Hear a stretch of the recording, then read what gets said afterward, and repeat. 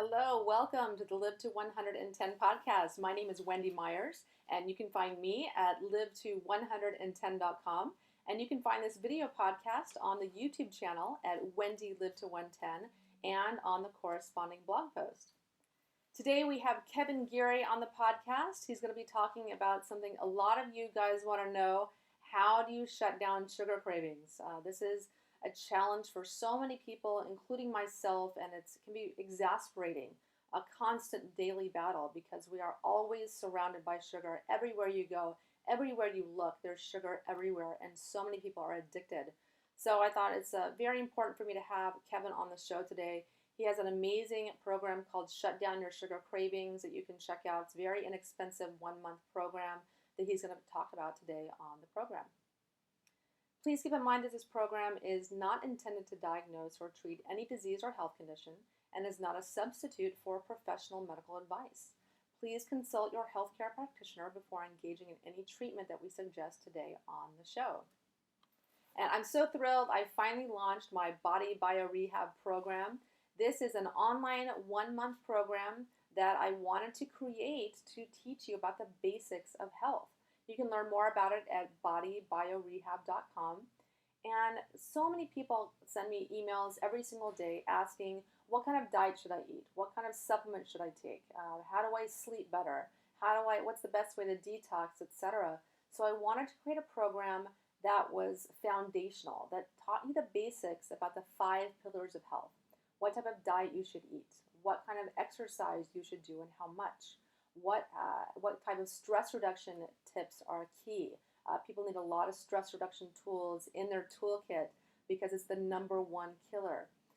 People need to know how to sleep better. There's so many simple tips that you can do to get a better night's sleep. So I teach you that and the supplements to take to improve your sleep if whatever reason you cannot sleep.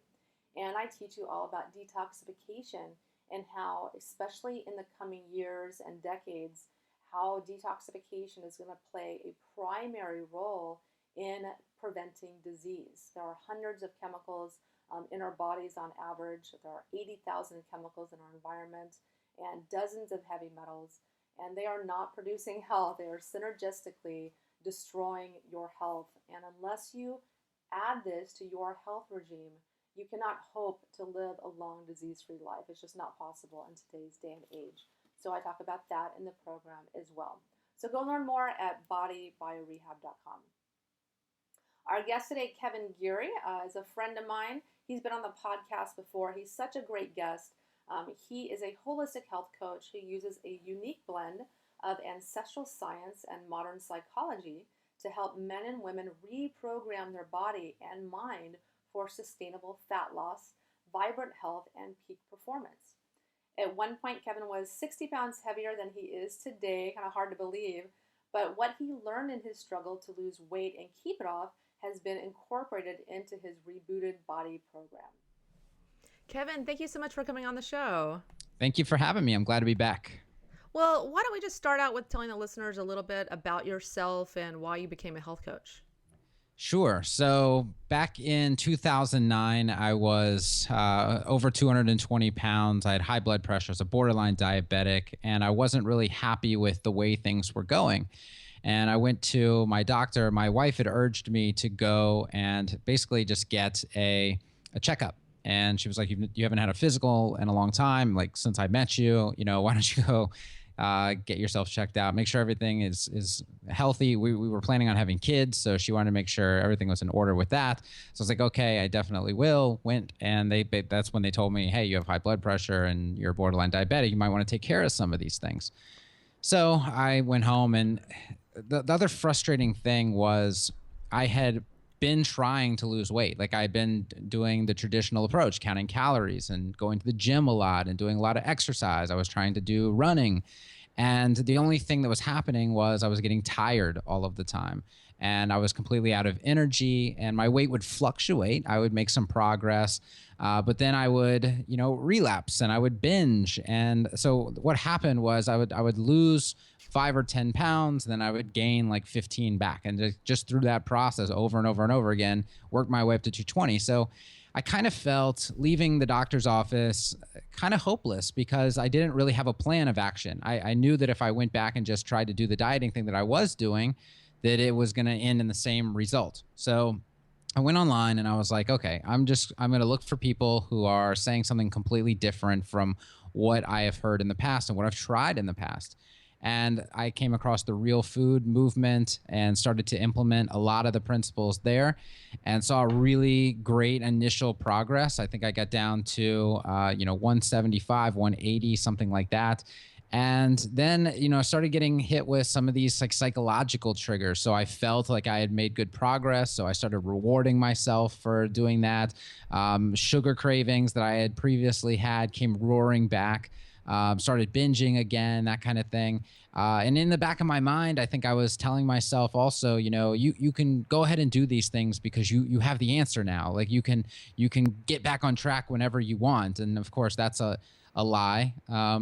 So, through this process, I eventually decided, well, okay, I obviously don't have like the mental part of this down. Like I got the physical, facts in order, but my mindset is still out of control. It's still manipulating my behavior. So that's when I really started to dive into the psychology side of things. And through the work that I did there, I was able to beat a lot of these triggers and get down to, my current weight, which is about 165, and have maintained that for years. And Rebooted Body was born kind of out of that journey. A couple of friends who saw me do that process started asking me for more details, and they were overweight as well, wanted to get healthier. So I just started kind of giving them tips and such on the side and guidance, and they saw great results.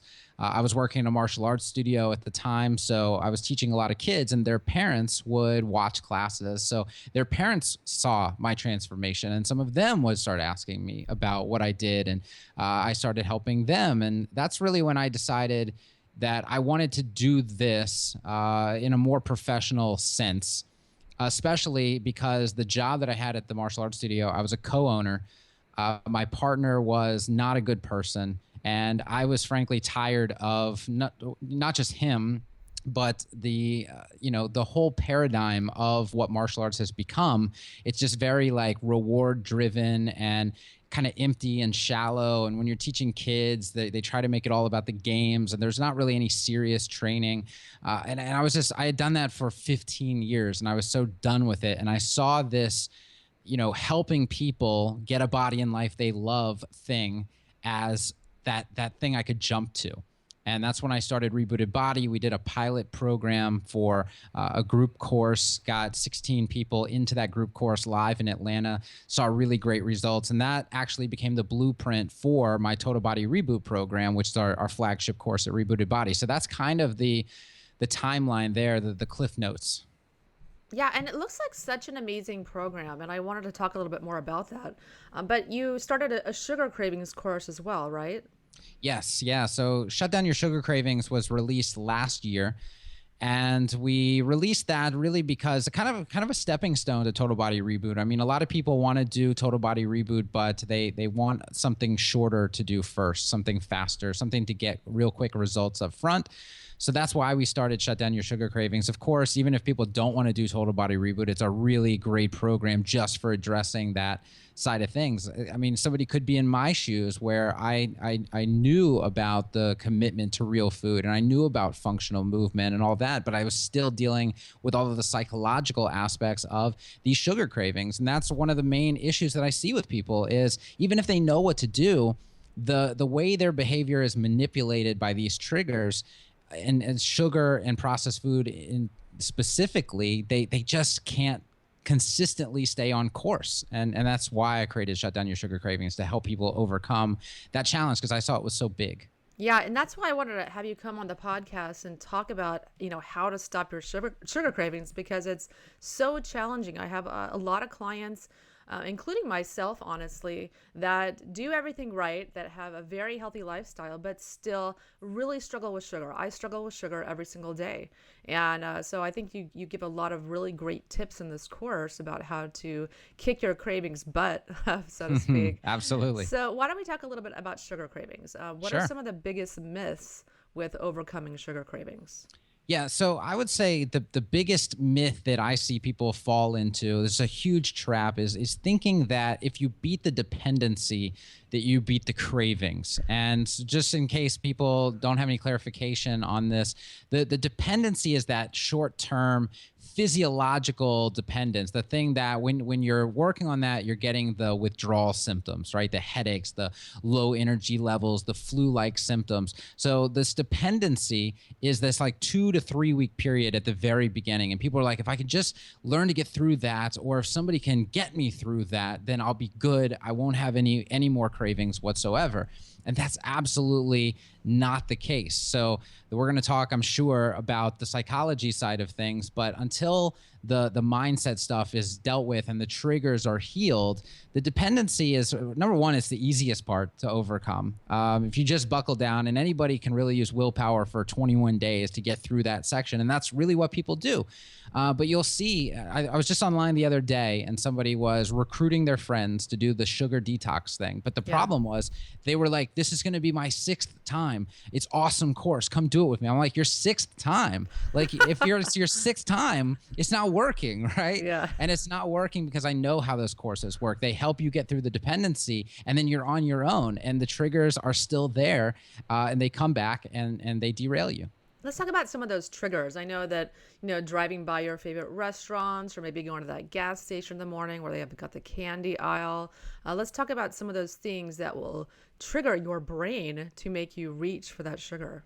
Yeah. So the first thing, I mean, is there's a concept called symbolic substitution, and this is probably the biggest thing that people have to get hold of and realize, what's going on in their life. But symbolic substitution is using sugar or processed foods to cover up unmet needs in their life, or to cope with unmet needs. And stress is just, we can use the term stress in general. So if you have work stress, if you have relationship stress, if you have family stress, if you have scheduling stress, all of those things become triggers. And sugar is a very nice drug to cope with those things.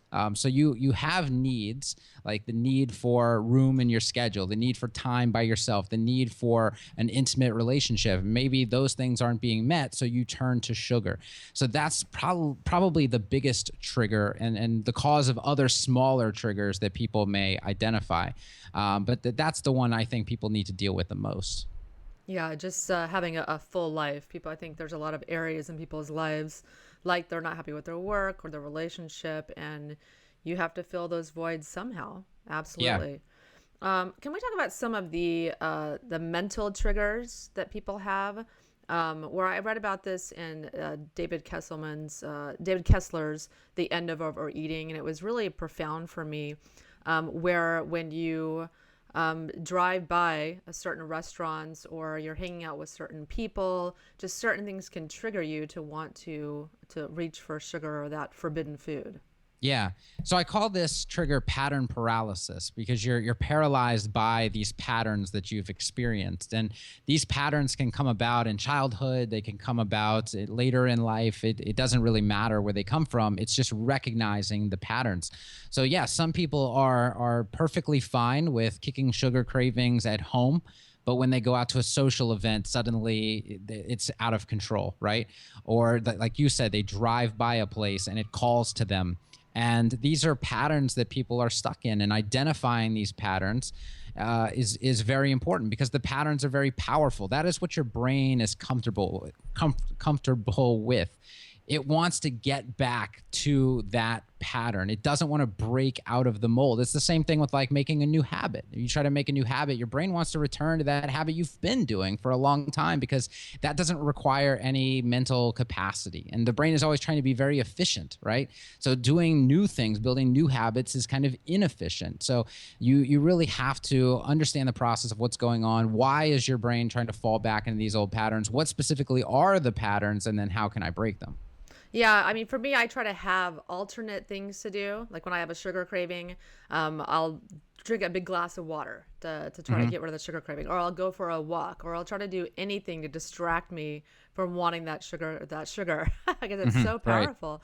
But I also found in the past, when I had adrenal fatigue, that come about 2 or 3 p.m. when you're kind of having a dip in energy. That's when a lot of people also want to reach for sugar. So they need to have some healthy foods that will give them, some healthy carbs, I think, that will give them that energy boost rather than the sugar. Because when you're biologically low on energy, your body wants that quick energy. Yeah, absolutely. And you have to be prepared for these circumstances. The worst thing is to not be prepared, to not have real whole foods available to you. Because when you're in a time like that where you are triggered and looking for sugar, if you don't have the alternative at hand, then you're going to reach for the sugar. Like, it's just a given, right? You're not going to be able to make that better decision in that time frame. So having stuff on hand where you realize, okay, my energy levels are crashing right now. Let me just open the fridge and boom, I have a plethora of real whole foods here available to me, healthy fats, healthy carbs. I can have something here. That makes the world of difference. People really get into trouble. I always make it the first step for people to reboot their environment. That's what I say that they need to do as the very first thing, because if your environment is not set up for your success, you will fail. And that's a given. Let's talk a little bit about carbs. I think it's very important to have healthy carbs on hand. Yeah. Because I know for me, genetically, I can't do low carb. And whenever I try to go really low carb, I have really voracious sugar cravings. I have the FUT2 gene, which means that on my 23andMe test, and I can't do low carb. So can we talk a little bit about carbs? Are carbs evil? And what are your thoughts on that? Yeah, so carbs really need to be put in context. I'm actually don't even like the use of the word carbs, because not all carbohydrates are equal. I mean, eating a pizza is not the same as eating a potato, right? So, when we first talk about carbs, it's important for people to take this first step of committing to real food, because once you've done the commitment to real food, carbs become far less of a problem. If you're eating a lot of processed carbohydrates, then we have huge problems. I mean, those throw off your satiety signals. They really spike insulin levels. They do a lot of things that are destructive. And when we step outside of that space, we get to real food carbohydrates that don't do those things and that actually nourish your body and can set you up for success. So I would say that's the important context to understand. A lot of the talk about carbohydrates as far as like hunter-gatherer diets go is misguided. So there's a lot of people online saying, hunter-gatherers were very high fat, moderate protein, very low carbohydrate. And yeah, there were some hunter-gatherer tribes that lived like that, but there were hunter-gatherer tribes that did not live like that were very high carb and potentially even low fat. So we can't try to put these concepts into these little black and white boxes. When we lose the context of the discussion, that's when the real problems start to happen. And unfortunately, that's what's happened a lot online. That's what's happened a lot in the paleo movement. When I go into paleo message boards and things like that, there's a heavy demonization of carbohydrates a lot of times. There's those misguided stories about how hunter-gatherers lived as if there was only one hunter-gatherer tribe that ever existed and they all ate the same way. A lot of dogma floating around on that. So I would say do not be afraid of carbohydrates as long as you've committed to real food. And then a second thing there would be you have to have the movement levels to support your carbohydrate intake. So there's this concept of evolutionary mismatch where we as early humans were drawn to these high glycemic foods. These are high reward foods. The problem is now we live in an abundance of this stuff. We didn't really have an abundance of that back then. We can have sugar any time of the day. In fact, people are trying to give us sugar at all times of the day, right? And then you mix that with our very, very low output, our very low use of our bodies. We're just sitting around all the time. We're exercising, but exercise is not movement. Like going to the gym for 30 minutes or 45 minutes, that doesn't make up for sitting on your butt for 8 hours a day at the computer. You have to integrate low-level movement throughout your day in order to support this carbohydrate intake. If you're just sitting at a computer all day eating a bunch of carbohydrates, probably not the best strategy. Yeah. Yeah. And I agree with you that there's a lot of dogma in the paleo sphere. That's why I developed the modern paleo diet, where people have to Hmm. find the diet that works for them. And that can take a lot of trial and error and testing, food sensitivity testing, and genetic Hmm. testing, etc. Like I found that I can't really eat a high fat diet. I should probably be eating 20, 30% fat. And this 70% fat, I don't think that works for a tremendous amount of people. Maybe some young males and some like very fast metabolizer females and whatnot. But I don't see that working for a lot of people. Yeah, it's very genetics dependent. I mean, it just seems some people do very well on that and some people don't. And I mean, that makes sense because there's a lot of history of people on high fat diets and there's a lot of history on people on higher carb diets. And it just depends on like what line did you come from? That's probably what your body is more drawn to. Yeah, so I always encourage people to play around with things, maybe get a, CTMA certified typing metabolic advisor to help you out with that. I'm hoping to become one soon, but it's not available online right now. Nice. But let's talk about sugar. Yeah. There's a lot of misconceptions about sugar, what sugar is healthy, what sugar should you avoid, et cetera, et cetera. Yeah. So in terms of the health of sugar, let's look at processed sugar, for example, here, because this is what people are always worried about. People are worried that by doing a sugar cravings program, that we're going to somehow take away their happiness, right? They look at this as like, oh, great, I can never enjoy sugar ever again. I can never have ice cream. So I always try to tell people, when you're talking about healthy eating and putting it in context, being a Nazi regarding sugar is not a healthy approach to sugar. That's not healing your relationship with food. So I tell people all the time, I lead the Shut Down Your Sugar Cravings course online. I created it.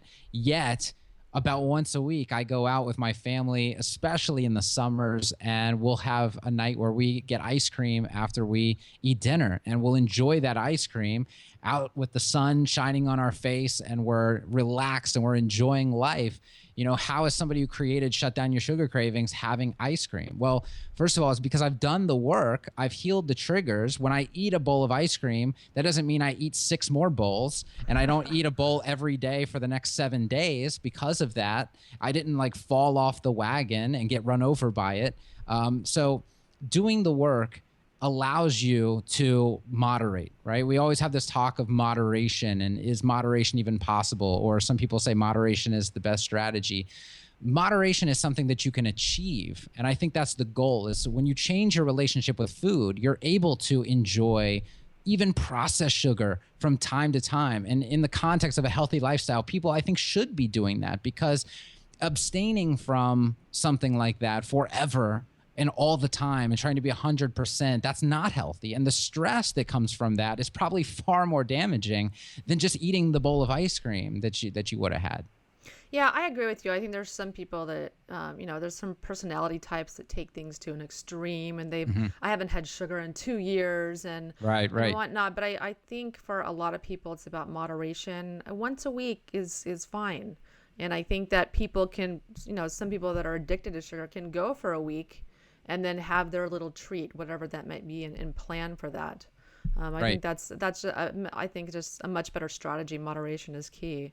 Yeah. And even, I've seen it time and time again through my program and working with people, that where before the program, they would do the willpower thing for 6 days. And then that 7th day, and a lot of programs advocate for this. They call it the cheat day. So you just you use your willpower for 6 days, you do whatever you want on the 7th day.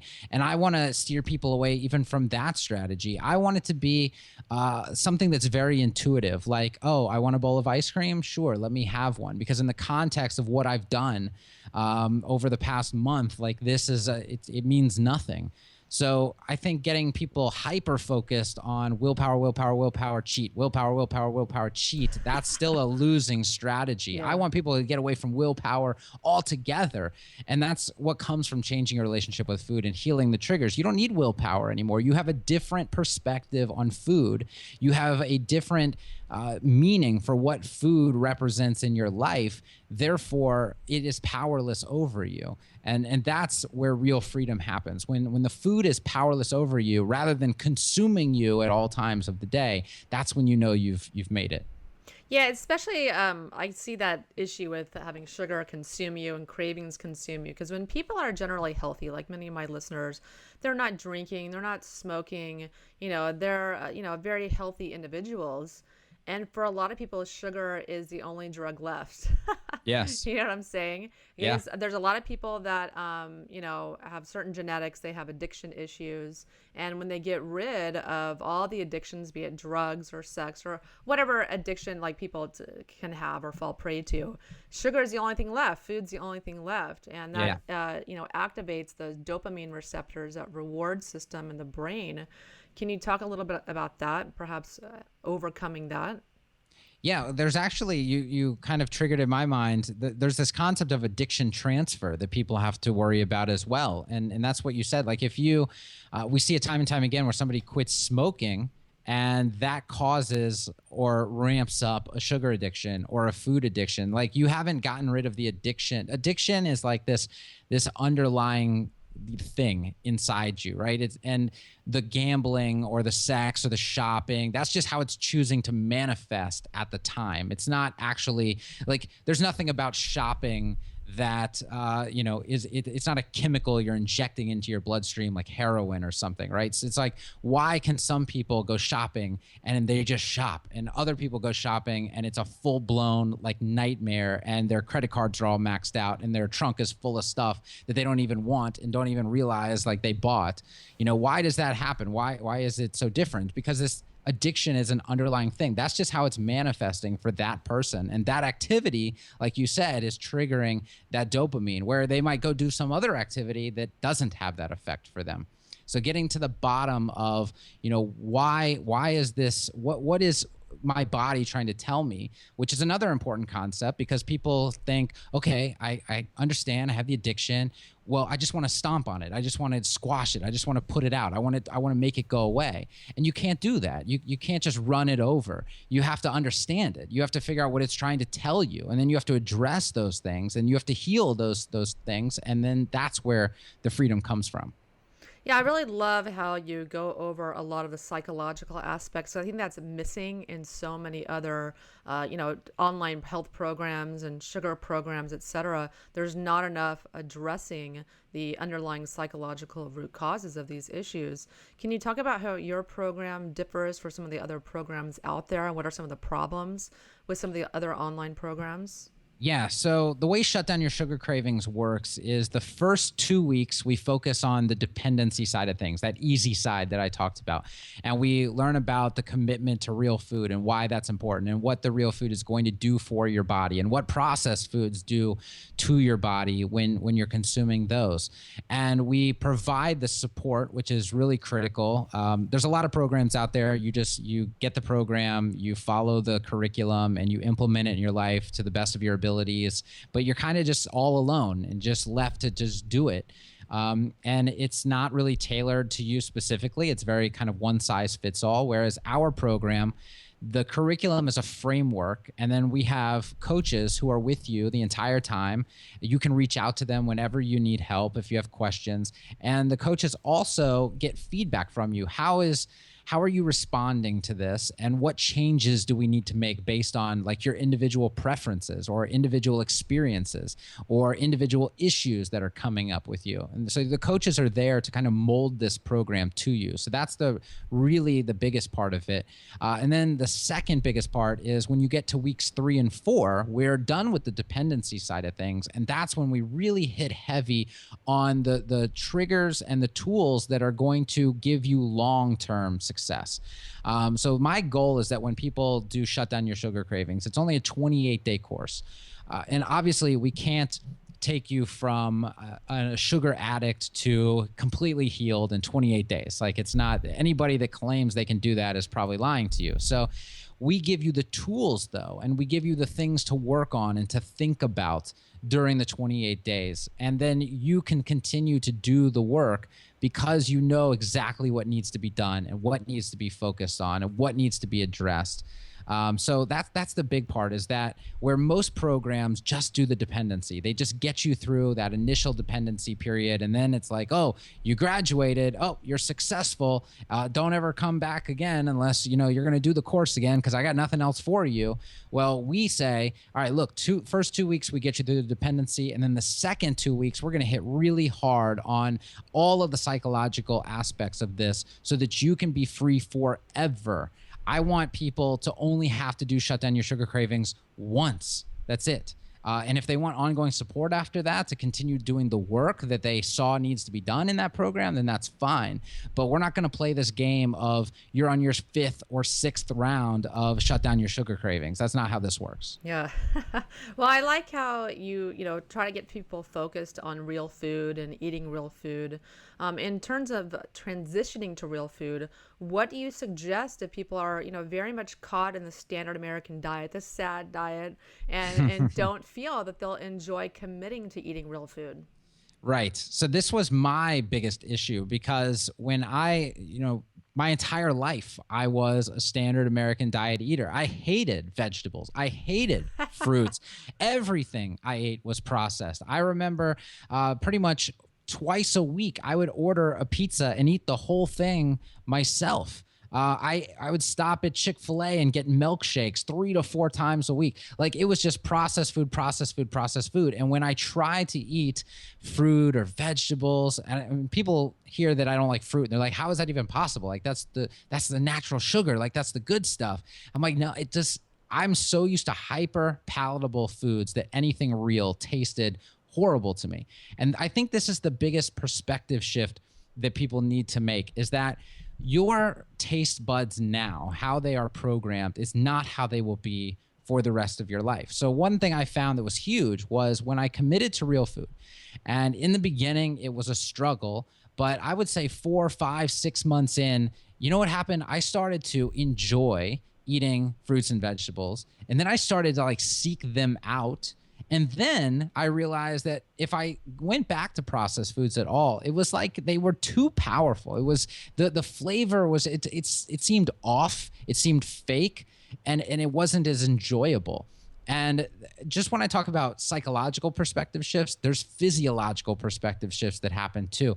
So your taste buds are constantly turning over. And as you retrain them by removing the hyperpalatable foods and reintroducing the real foods, they start to come down again. They're very, I should say it goes the other way, because when you eat hyperpalatable foods, they have to kind of turn off a little bit because there's too much there. And you need to get that sensitivity back. And that sensitivity comes back fairly quickly. So someone like me who wouldn't touch vegetables or fruits now consumes vegetables and fruits all of the time, seeks them out, enjoys consuming them. And that's what I want people to see as possible. Because when I was back on that standard American diet, if somebody had told me, all right, you're going to commit to real food, here's what it looks like, I would have been like, there's no way. I don't like any of those things. There's no way this is going to work. But realizing that, don't worry, your taste buds are going to change and adapt, and you're actually going to enjoy this. That is really eye-opening. And I hope people believe me when I say that. It may sound far-fetched, but it's absolutely the truth. Yeah, I felt the same way. I always ate vegetables my whole life, but I kind of lost my way in my teens and 20s, where I ate a lot of food because I could, and I just didn't gain weight eating them, and I ate fast food all day long, etc. And it's so true that you talk about, your taste buds do readjust, because when you eat, like, for instance, like certain foods, processed foods and fast foods have so much MSG and glutamate in them, and those just make it taste so good. Yeah. And now when I take a bite of a food like that, it tastes terrible to me. It just completely overpowers your mouth and your senses, because I'm so used to the subtle delicacies and flavors and smells of fruits and vegetables. And it's so much more enjoyable that I just have no desire to go back to that way of eating. And I never thought that I would be there. It's just those small steps every single day that are so important. Maybe eating one more vegetable a day, or just making those small changes. And over years, it leads to huge changes. Yeah, especially it's really important too for people to understand that this is true for vegetables. And I didn't realize this up front, because when my parents gave me vegetables, of course it was low fat. So there wasn't any butter on the vegetables. There wasn't anything there to really enhance the flavor and help make this dish taste better. When you can use healthy fats with your vegetables, it becomes much more palatable. Like nobody or few people like to just grab a vegetable and like gnaw on it. Like I like to cook them and butter them, and like that's really, what makes it great. Yeah, absolutely. Yeah, let's talk a little bit about high glycemic foods. What is some of the problem with high glycemic foods? Because most of the standard American diet is very high glycemic foods. How does that affect your sugar cravings? Yeah, so in my experience, high glycemic foods are low satiety foods. So they're really going to drive hunger. They're going to drive and make those cravings even worse. And it's going to lead to people almost always overeating a lot, especially if there's processed foods in the mix. Now, there's also this, the theory of insulin driving weight gain and issues there. There's a lot of controversy involved in that. I'm not going to really get into that because I don't think it's the most important side of this. I think the most important side of this is putting, just like we did with carbs, just putting high glycemic foods in general in context and saying, look, if you are committing to real food and you're not sedentary, you're not going to run into a lot of issues. Now, if you do have cravings and you're in this process of shutting down your sugar cravings, in the first 2 weeks of shut down your sugar cravings, we are removing a lot of high glycemic foods because, like I said, they tend to be low satiety foods, or they tend to be foods that, exacerbate those triggers, and they kind of send mixed signals to your body. If somebody is trying to get rid of their sugar addiction, but they're eating tons of fruit, it's kind of telling your body like two different things, like I'm trying to get rid of the sugar addiction, but I'm giving you lots of natural sugar. Even if somebody was 4 months, 5 months, 6 months down the line, fruit's not a problem. But in that first 2 to 3 weeks of trying to overcome the sugar cravings, then it may be a problem. I've had people who were doing really, really great, eat an orange, and then they're like, wow, my sugar cravings just went haywire. So I've heard that so many times that we just decided, look, we will kind of calm down on the high glycemic foods altogether, even if they're real, in the very beginning, and then we're going to have to introduce those later. But for right now, it doesn't fit the strategy of overcoming these sugar cravings. So understanding the context of like, where do high glycemic foods fit in my life? Do they fit for me right now? Or do I need to wait and have them fit in somewhere later down the line? Yeah, it took me a long time to figure out why I would have a bowl of cereal in the morning, Frosted Flakes or my corn pops or whatever it was that I was still eating into my 20s. Yeah. And then I'd be hungry 2 hours later. And I found this because it's a high glycemic index and you have that crash and you want more carbs, more sugar. And I was, why am I hungry? I just ate 2 hours ago. And I think a lot of people find that as well when they eat smoothies in the morning and they have a lot of sugar, a lot of fruit, a whole banana and some dates and some, other high sugar fruits. And then they're hungry 2 hours later. And so I think it's very important to talk about how fruit has so many carbohydrates. Some of the fruits are so high sugar and they're not healthy for you. Right. Some of the really high sugar ones. Can you talk a little bit about the problems with fruit? Yeah. So I actually have people follow. I give them just a little template when they come in. Kind of, it's not a rule. It's just a suggestion that they order their carbohydrate intake. So you prioritize veggies. And then the next thing would be berries. And then the last thing would be fruits.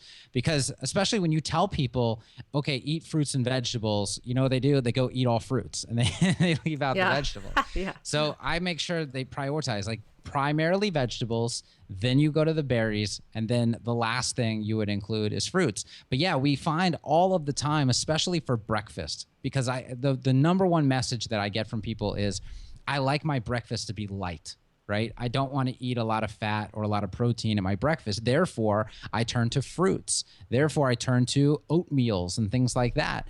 And then, like you said, we get that crash. 2 hours later, they're severely hungry. Their cravings are going haywire. They're stuck at their desk, so they don't have a lot of options. They're not prepared. All of this is a recipe for disaster. So yes, making adjustments to when do I eat my carbohydrates in the day? That's a really important factor, especially with the fact that if you partition your carbohydrate intake toward the nighttime, a lot of times that can help improve your sleep. So, there's a lot of ways that we can make shifts in what people are doing throughout the day to really help them. But yeah, that's a huge issue is eating sugar in the morning, setting yourself up for failure for the rest of the day. Yeah, I find the same thing when I've experimented with my body, that if I have sugar or fruits in the morning, I end up eating sugar throughout the day. Yep. It just never seems to fail. Can you talk a little bit about the importance of eating lots of protein? Not going crazy with it, Right. not eating 30% protein, but how can eating protein, stop sugar cravings? So protein is just very high satiety, right? So when you're eating the protein, you're going to that, and this is why low carbohydrate diets tend to work pretty well for weight loss, because you eat the protein and it sates you and you've actually eaten less calories. Whereas if you were eating a bunch of carbohydrates, you would continue to eat them. I mean, they're very low satiety foods. So that leads to overeating, like I said. So when you bring protein into the mix, it's just kind of like calming to the system, and it helps stabilize those blood sugar levels. Once you get on the roller coaster, and that's what happens when you're eating that breakfast, you're getting right on the roller coaster in the morning. That's why it's so hard to not snack and not just go off the record with your sugar eating during the day, because once you're on the roller coaster, it's impossible to get off. It's not impossible to get off. It's really hard to get off. So having that protein, especially in the morning, to stabilize those blood sugar levels, make sure that you never get on the roller coaster in the first place. Everything is just nice and stable. And then you make it to lunch, you do the same thing, and then you make it to dinner and you do the same thing, and everything is good. Yeah, I absolutely agree. Let's talk a little bit more about your Shut Down Your Sugar Cravings program. Is there anything more you want to tell people about it? I would say that, number one, continue to think about a lot of the important things we've talked about, such as the psychological side of things being really important, such as the fact that you're not condemned to a life of being sugar-free. And the third thing would be that if you are looking at real food as something like maybe that this is going to be a struggle to transition to, that we are going to help you make that transition. And then once you have made the transition, it is absolutely enjoyable and you will be absolutely glad that you did it. Because there's nothing like experiencing, we can talk about it as much as we want to, but there's nothing like experiencing truly being free from sugar cravings in a authentic, long-term way. I mean, there's a lot of people out there who have been quote unquote off sugar for 21 days or 30 days or 60 days or 90 days. But because they didn't deal with a lot of the long-term stuff, they eventually rebounded and went back. They still don't know what it's like to be completely free, to have a different relationship with food and a different relationship with sugar, and be able to moderate and be able to enjoy life again. That's what these programs are about. It's how about we do this so we can stop obsessing? Because when you stop obsessing and you stop being consumed by these issues, you can actually enjoy life and you can go put your focus on other things that are far more important. I want people to experience that. That's the biggest thing. And let's talk about how important it is to reduce or even eliminate your sugar intake. What kind of diseases does constant sugar intake cause? Well, first of all, I mean, obviously it is a large driver of obesity. And then there's tons of diseases, heart disease, diabetes, everything that is associated with being overweight and eventually being obese. So trying to avoid all of that is really important. But again, it's about context. If you are committed to real food, you shouldn't be afraid. And if you are moving your body a lot, you shouldn't be afraid. And if your stress levels are being kept low, you shouldn't be afraid. And if you're sleeping well, you shouldn't be afraid. So getting all of these things in order is the number one defense against all of these potential problems that are out there. We do know this, that if you ignore all of those things, then you are at far greater risk of developing all of these diseases and conditions. If you commit to real food and you put all of the other pillars that I just talked about into practice, you are likely not going to see any of those issues. Yeah, and I think a lot of people don't realize that they have high cholesterol. It's because they're eating too much sugar and some grains, processed grains, that drives up their cholesterol levels. It's not saturated fats and red meat and things like that. And so I think that's a really important point for people to know. Like a lot of people don't realize when they're going to their physician and diagnosed with high cholesterol, the doctor tells them to stop eating red meat and butter and Right, and completely ignoring the fact that it's sugar and grains that are contributing to that issue. So I just want to make that point. I think that's important. Yeah, and really, it's processed sugar, right? Yes. It's nobody is going and getting these red cholesterol panels because they're a fruit eater. They're eating a lot of fruit. It's all of the processed food that's in their life that's really causing the problems, and it is more than just the sugar. The sugar is a big part of it, but like that's why I said when you commit to real food, a lot of those problems instantly go away because real food doesn't have the issues. It doesn't have the chemicals. It doesn't have the hyperpalatability. It doesn't have a lot of the fake sugars, and it's nasty, right? And you switch to real food, and good things happen to you. Yeah. Well, let's talk a little bit about your program, Rebooted Body. I really admire this program. I think it's beautifully designed, and I think it's a great long-term program for people to embark on. Can you talk a little bit about this program and how you developed it? Yeah, so Total Body Reboot was the blueprint that I made when we did that first live group in Atlanta. It looked radically different. Obviously, we've gone through many iterations now. We're on version like 3.0. We're actually working on version 4.0. And the good thing about this is people are lifetime members when they join this. So whenever we do iterations on the program, they get access to those iterations as well.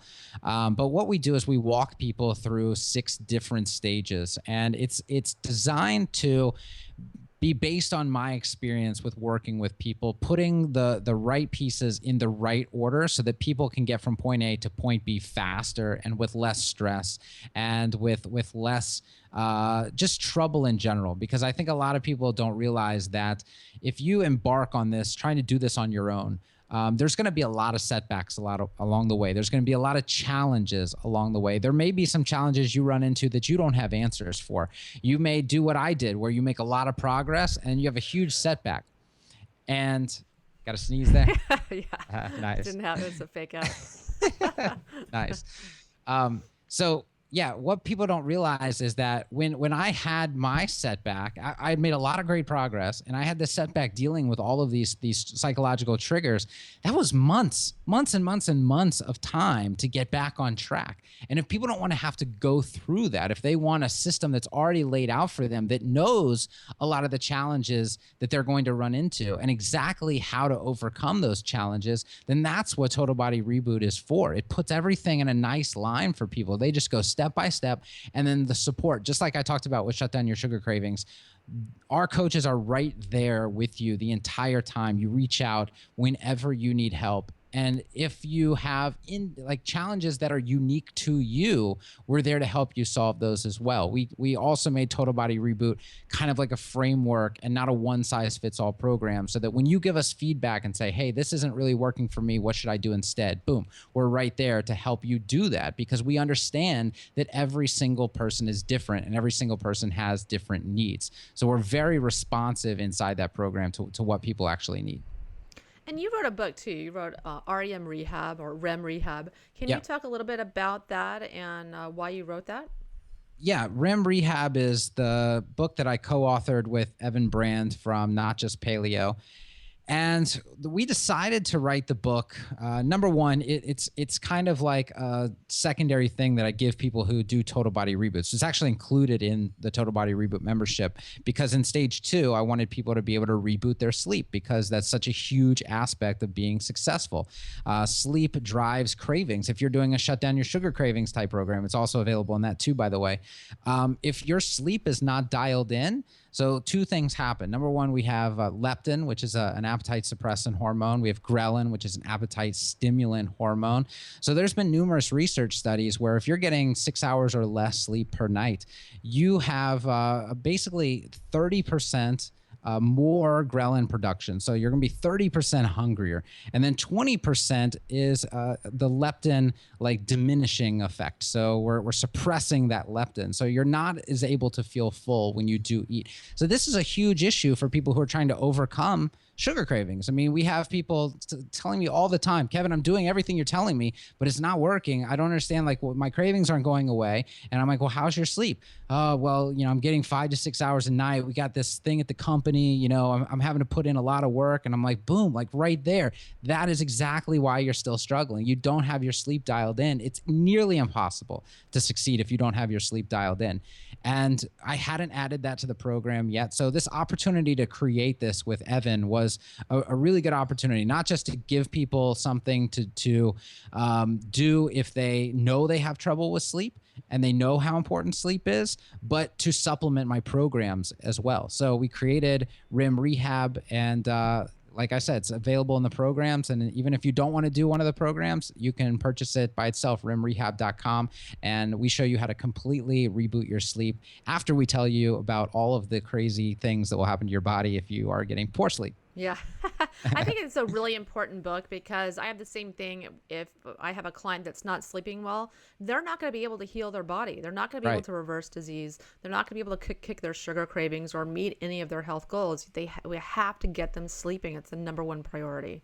Yeah, I use the analogy of the sun, coming up, where, what has the most impact on the Earth's temperature on any given day? And it's like whether the sun is up or whether it's down. Like if it's night, guess what? Temperatures are low. If it's up, then temperatures are hot, right? It has a massive impact. Sleep is kind of the same way. Sleep has that massive of an impact on your health, on your cravings. So if you are getting very poor sleep and you're like, why isn't my body warm? Well, the sun's not up. It's nighttime, right? Like you have to get that thing in order. And once you do, you realize how almost instantly you feel better. I mean, if you have a lot of sleep deprivation, it's going to take a few days, maybe even a few weeks. But once you get your sleep in order and you're committed to it, then you're going to realize how powerful it is and how much you can turn around in a very, very short amount of time. Some people that I've talked to who were having trouble with sugar cravings and we got their sleep in order, it's like a light switch for a lot of people. Like instantly they get relief. Yeah, I totally agree. I think it's just the number one priority people need to have, and they need to discipline themselves to get better sleep. It's so important. Yeah. I have a question I like to ask all of my guests. Mm-hmm. What do you think is the most pressing health issue in the world today? It's got to be the lack of movement. I mean, just thinking about going from the bed where we're lying down to the breakfast chair where we're sitting at our table and eating, to our car where we're sitting down, driving to work, and then going to work and sitting at our desk in the office and doing that for hours and hours and hours, and going to lunch. And then at lunch, you're sitting down and you're eating and you're talking to your coworkers. And then you go back and you sit more at your desk. And then you go home and you sit on the couch in front of the television. And then you go to the gym, a few times a week because you're like, that's what I need to do to live an active lifestyle. And it's like, dude, you're not active. You're not even close to being active. I don't care how many times you go to the gym, you're not active. Active is not doing all of that sitting that you're doing. Like you have to be moving your body. Going to the gym, exercising is not undoing that. And if you think it is, you're fooling yourself. So finding different ways to be active, and one of the big thing now is the standing desks, right? Yeah, I was just about to ask you that. Let me convert to a standing desk. And really, that's better. It's better than sitting. I'll give people that. The problem is not with sitting. The problem is with not moving. So if you're standing still and not moving, it's still a really, really big problem. So the getting people to move their bodies, and even if it's just like, I see a lot of people, which is cool, sitting on an ab ball, right? Like to do their work because they're having to use like their postural muscles and they're rolling around a little bit when they're not typing and they're thinking or something. Like that's movement. One thing that I do now is I set a Pomodoro timer, which is just like a 20 or 25 minute timer that just goes in cycles. So you set it and 25 minutes it goes off. So you get up and you spend 5 minutes doing some stretches, doing some push-ups or some squats or whatever, taking a walk, coming back, you do more work, timer goes off again, you do it again. And it's just a reminder to get up and move throughout the day. And I think if people got this movement, if they committed to movement, not committing to exercise, but committing to movement in general, they would see a ton of benefit and they would see the reversal of a lot of the problems that they're dealing with. Yeah. Yeah. So do you have a treadmill desk? I don't. I just force myself to constantly get up and take breaks and go move. But I can tell you that that's the biggest mistake I made in the first, I would say, 8 months of running Rebooted Body, because like I said before, I was a martial arts instructor. So I was up on my feet, moving all day long, kicking bags, punching bags, holding paddles for kids kicking, which means I was walking backwards and moving the paddles and walking forwards and moving the paddle, just constant movement all day long. And when I quit that job and I transitioned to Rebooted Body, it went from moving all day long to not moving all day long. And I saw such a decline in my health in that first 8 months. And it took me a lot of time to recover from that as well. It's not easy. Like once you fall into that, it's not easy to crawl back out of. But people got to see, they got to realize, and they've been at desks so long now that they don't realize the impact. Thankfully, I got to witness the transition from moving a lot to not moving a lot in such a short amount of time that I knew exactly what was wrong, and I was able to start to reverse that problem. A lot of people, unfortunately, haven't caught on to that yet. Kevin, thank you so much for coming on the show. That was so good. You're always such a great guest, which is why Thank you for having me. Yeah, that's why I wanted to have you come back on. Well, why don't you tell the listeners where they can find you and maybe a little bit more about you? Sure. So everything is at rebootedbody.com. They can get our Facebook, they can get our Twitter, everything there if they want. Of course, the programs are there as well if they want to do those. We have over 125 or 150 blog articles now. We have over 100 podcast episodes. The Rebooted Body podcast is on iTunes and Stitcher Radio. And just a shout out to the Overcast app. It's a new app that I download, and that's how I listen to podcasts, and it's probably the best app that I've ever used. So if people want to get into podcast listening, or they're already a podcast listener, but maybe they're not happy with their current app, I would say the Overcast app. I think it's free. It's really good. It's the best one I've used. So that's it, rebootedbody.com. Well, Kevin, thank you so much. Thank you. And listeners, you want to learn about me, go to live110.com. You can learn about natural healing, how to heal your health conditions naturally, and detoxification, the modern paleo diet, all kinds of info about living a healthy lifestyle. Thank you so much for listening to the Live to 110 podcast. A little bit about yourself and how you came to be running a cattle ranch. Okay, well, I wouldn't say I run it. Yeah. Or own one. But I'm involved in the running. Yeah. My husband would definitely object if I said I run it. So I have kind of an unusual pathway that got me here. So I'm from Michigan, and I grew up there and was one of those kids who spent a lot of times outdoors. So I, just loved nature and was really interested in biology and how things work. And when I went to college, I majored in biology, and then I went to law school and became a lawyer. And I was practicing law for about 7 years before I started working for environmental organizations. First, I worked for National Wildlife Federation, and then I was hired from there by Robert F. Kennedy Jr., who's an environmental attorney and the son of the late Robert F. Kennedy. And he runs a group called Waterkeeper Alliance, and he asked me to begin working exclusively on the issue of pollution from the livestock and poultry industry, because this is a huge problem all over the United States, and it wasn't really being addressed. This was back in 2000, so things are a little bit different now, but especially at that time, there was very little being done on this. And so that actually became my full-time job, and I worked exclusively on this issue of sort of environmental problems related to livestock and poultry production for 2 years. And during that work, I met Bill Nyman, who is the founder of a network of hundreds of traditional farmers and ranchers who have their animals mostly on grass, and all of them are in sort of very optimal environments for their welfare and environmentally. And I started using the Nyman Ranch Network as a model of good livestock husbandry. And then eventually I got to know Bill Nyman, the founder, better and better and better. and then we got married. And so about a year after I left that job, in 2003, we got married, and then I moved to California from New York. So that was almost 12 years ago. And originally I didn't expect to get involved with the ranch itself, but then I got very involved with the ranch because I just found it really fascinating, and I wanted to learn more about it. And so I actually never pursued an environmental law career after that point because I was so interested in the ranch and what we were doing here. So that was 12 years ago, and I've been working on the ranch almost kind of full time for about 6 years. I did it. And then for the last 6 years, we've had children now. So I don't work full time on the ranch, but I help out a lot still. So I'm still very involved in the ranch. But so that gives me kind of the firsthand perspective.